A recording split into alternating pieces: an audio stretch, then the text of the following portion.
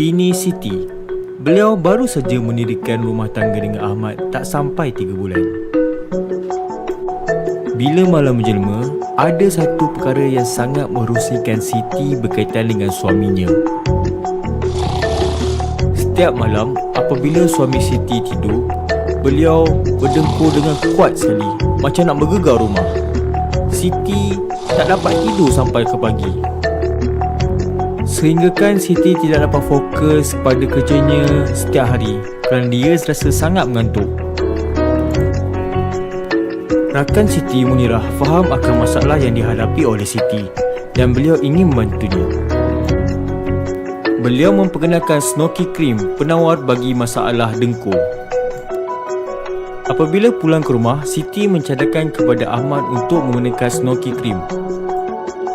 Cara penggunaannya sangat mudah, hanya perlu sabukan di belakang hidung, leher dan juga dada.